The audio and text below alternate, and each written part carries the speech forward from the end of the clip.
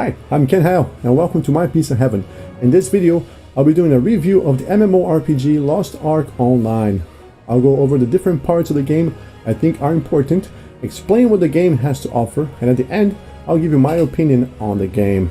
As of the making of this video, I've leveled 2 characters to max level, and I've been playing the game since the beginning of the open beta on November 7th, 2018.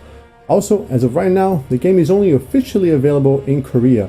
But if you're watching this video in the future, I hope the game is out in your country as well. Lost Ark is a free-to-play isometric click-to-move MMORPG that was released in Korea in November 2018. But for all intents and purposes, there was also the official release date of the game. Since the cash shop has been open since the beginning, I would hardly say Lost Ark is in beta. And yes, as it is to be expected from a free title, there is a cash shop. But let's get right into this Lost Ark Online review.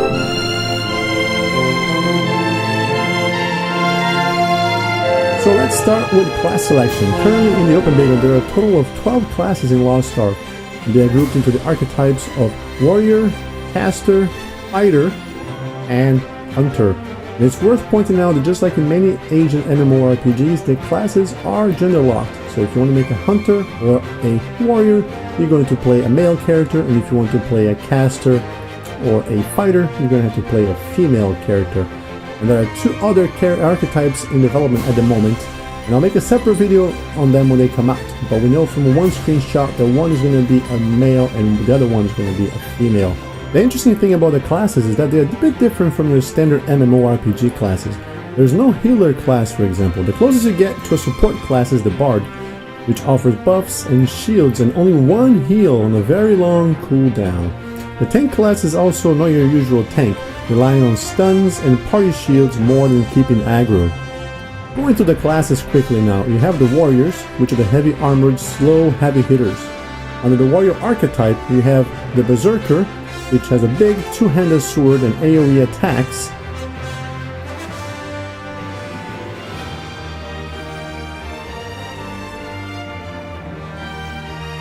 Next, you have the destroyer, which has a very slow, very big hammer, and is the best boss stunner in the game. If you like to smash things with a hammer, the destroyer will be your guy.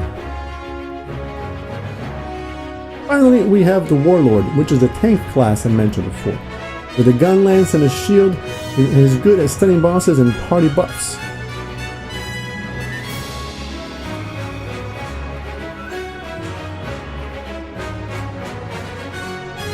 Next, we have the mages, which include the summoner, which is an AoE damage caster, much like your usual mage or wizard. However, instead of throwing fireballs and whatnot, this class summons magical creatures that attack the enemy for you. The end result is mostly the same, but the visuals are very different from the traditional mage.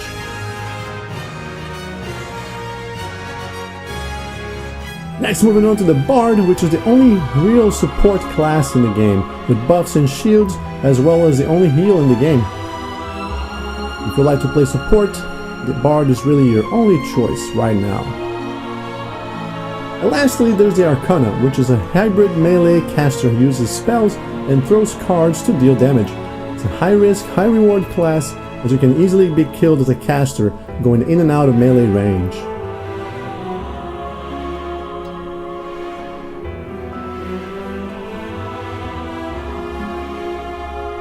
Fighters split up into Battle Master, Infighter, and Soul Master.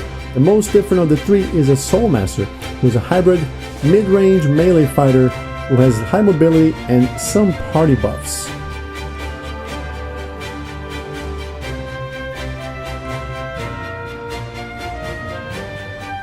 The other 2, the Battle Master and the Infighter, are a little more similar. They punch and kick things hard in melee range to get the job done. The Battle Master has some party buffs, and the Infighter is pretty good at stunning bosses. Finally, we have the Hunters. These are all ranged classes. First, we have the Hawkeye, who uses a bow and summons a hawk to assist him in battle. It has a few melee skills as well. The Devil Hunter alternates between pistol, shotgun, and a rifle depending on what kind of damage and range is needed.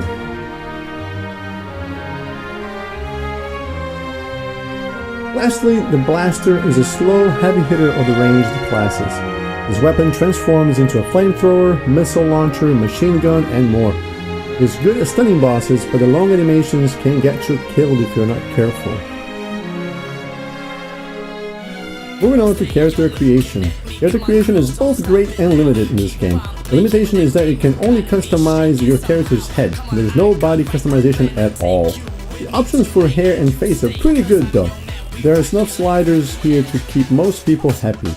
One thing that's important mentioning is that the hair and face options are locked to your class. So each archetype has options of face and hairstyles, so you can use a mage hair on a fighter, for example. So some of the options are similar enough that it might not matter depending on what you're looking for and how picky you are. So overall, the character creation will be good enough for most people, but not something I would consider amazing, especially considering how few options there are in-game to further customize your character, at least at the moment.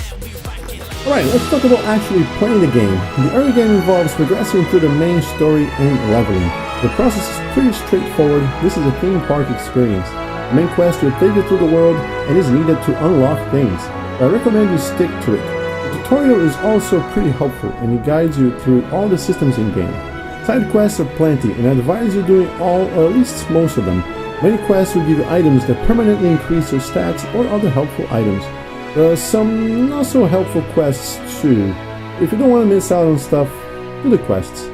They are often easy and quick. Next, let's take a look at the endgame in Lost Ark, and boy, is there a lot to do. Between raids, dungeons, PvP arena, life skilling, and island hopping, you'll be busy for months. Raids are currently the main PvE challenge in-game. It involves you going into a map with up to 3 other players and killing a boss. You collect parts from the boss to make and improve your gear, to fight harder bosses, to get their parts to make better gear, etc. Similar to Monster Hunter type games. The raids are split into tiers, which are gated by gear score. At the moment, there are 4 tiers with 4 bosses each. You can do each tier 3 times a day only for the rewards, though you can keep doing them if you need to practice. You just won't get the full rewards. Aside from raids, the other PvE content at endgame are daily dungeons, daily quests, and exploring the seas and islands. There are lots of islands and they all have quests and give decent rewards. Doing island-related activities also allow you to gear up if you're not into the raid scene. Seafaring is quite slow and time-consuming in the beginning, but once you get better boats and sailors, things pick up a bit, and it can be a nice break from the regular gameplay and combat. The game does have PvP also. There are some islands on which free-for-all PvP is allowed, but most of the PvP happens in the 3 arena modes. The cool thing about arena matches is that gear is 99% irrelevant, so if all you want to do is PvP, you never need to set foot in a raid or explore the seas. There are 3 arena modes, 3v3, 1v5 free-for-all, and a 3v3 where the winner stays and fights the next challenger, just like King of Fighters games if you ever play that. But yeah, gear is all normalized, so it's more about the class you choose and your skill. Lastly, there are the life skills, 6 of them to be precise. There's gathering, fishing, hunting, mining, archaeology, and logging. Of course, names in English are subject to change. All of them are good to make money in-game, though some are better than others as usual. Life skills also offer a way to gear up if you don't want to raid or island hop. One of the daily activities you can do is a gathering dungeon of sorts, where you can go in and gather as many resources as you can, as well as some special resources. Life skills are pretty simple though. You collect the mats and bring it to an NPC who crafts things for you. Definitely not the most robust crafting system. Also, you can't do all of them if you want to craft high-level things. You need to specialize in 1 or 2. Life skills are an easy way to make gold, which is the currency you need to buy things from other players, like potions, bombs, and cash shop costumes. Now that I've gone over all this, what's my opinion on the game? Well, I'm loving it so far. It might be because the game is still new and fresh, but it's one of the best games I've played at release. And the game's not even officially released yet, technically. There's so much to do. When I first saw the game was isometric and click to move, I didn't think I could get into it, regardless of how cool the trailers looked. After playing it, I still wish the game had a traditional MMORPG camera and keyboard movement, but I find that I'm still able to enjoy the game despite those issues. However, I do hope one day they will add WASD movement. It's unlikely, but one can dream. The click to move does make things a little harder, and at times you might end up seeing your character running in front of the boss at the worst moments, because it decided to take the most dangerous path to where you told it to go. Class selection is another issue worth talking about. The 12 classes available at the moment are all fun and useful, but they are mostly different flavors of DPS, with the only real exception being the Bard. So as fun as the combat and classes are, they usually feel less like a party working together and more like a bunch of people doing the same thing at the same time, if you know what I mean. So yeah, the party game is fun, but it really doesn't feel like there's much teamwork. Everybody just hits the boss and drinks potions to stay alive. Though there are 6 more classes coming out soon, so hopefully there will be more variety in the future. That being said, skills feel impactful and are fun to use even as you level up. You'll feel like a badass from the very beginning of the game, regardless of what class you pick. Other than those problems, the game is amazing. There's more stuff to do than there are hours in the day, and there's enough variety to delay burnout and keep most players happy for a while. The graphics are fantastic and the attention to detail is amazing. The way the cutscenes are done is very cinematic and really helps with the mood and immersion in the game. I just wish I fully understood the story to give a full review on that too. Sadly, my Korean is not up to that level yet, so eventually I might make a video on the lore if I can get a good grasp of it. The last thing left to discuss now is the cash shop, and whether or not it has items that make the game pay to win. But that I'll discuss in a separate video, since I feel like it's an important topic that deserves its own space. People have many opinions on what makes a game pay to win, so it's a delicate and the last thing left to discuss now is the cash shop. So stay tuned for the next one, where I'll show you the cash shop and let you decide if the game is pay to win or not. Alright, that's all I can say about Lost Ark Online at this point. It's only been 2 months and it might be the honeymoon period speaking, but I love the game and I can't wait for it to come out worldwide so everyone else can enjoy it too. Speaking of which, rumors I heard is that they want to bring the game to Russia in the next couple of months and other areas of the world next year. Those are just rumors I heard from my Twitch viewers though, so don't quote me on that. With all that said, I'm going to end this Lost Ark Online review here, and I'll leave you with some footage of a raid I did recently. Thank you very much for watching, and before I let you go, if you like this video, I would appreciate if you could click that like button, and if you want to watch more Lost Ark Online content, hit the subscribe button. Also, come join the stream on Twitch, and follow me on social media of your choice. Links in the description below.